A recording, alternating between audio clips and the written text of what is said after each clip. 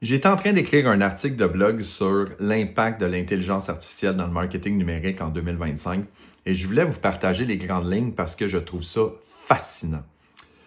Il y a à peine 2 ans, quand l'intelligence artificielle est arrivée, principalement ChatGPT, tout le monde a commencé à créer des articles de blog qui étaient des articles de blog assez basiques pour pouvoir mettre sur leur site web, pour pouvoir optimiser leur SEO, les résultats de recherche organiques.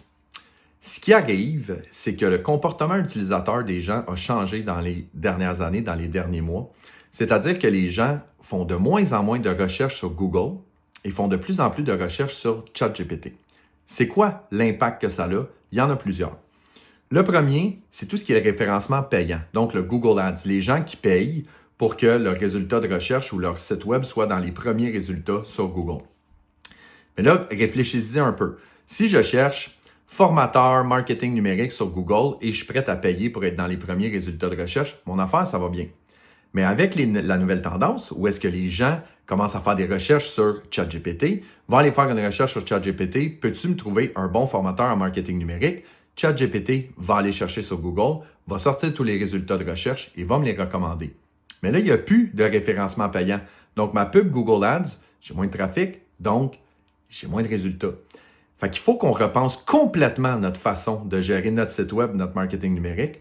Ma recommandation, c'est qu'il faut recommencer à faire des articles de blog, mais arrêter de travailler avec l'intelligence artificielle pour faire des articles de blog moyens ou du small talk. Il faut prendre le temps d'écrire de bons articles de blog qui démontrent notre expertise, qui vont faire qu'on va sortir du lot. De cette façon-là, on va alimenter la bête, ce qui fait que quand on fait des recherches sur ChatGPT, on a plus de chances de pouvoir sortir de façon organique. Et l'intelligence artificielle, elle va aider dans l'étape 2, où est-ce qu'on peut prendre notre article de blog, on peut le mettre dans l'intelligence artificielle et on peut lui dire « Décortique-moi cet article de blog-là en post Facebook, en post LinkedIn, en infolettre, en Reel, en whatever ». Donc, il y a une façon de repenser la stratégie numérique avec l'intelligence artificielle, de dire que l'intelligence artificielle ne va pas nous aider à créer du contenu. On se doit de revenir à la base et nous-mêmes de créer notre propre contenu à haute valeur, mais d'utiliser l'intelligence artificielle pour décliner ce contenu-là et pouvoir le propulser sur plein d'autres plateformes.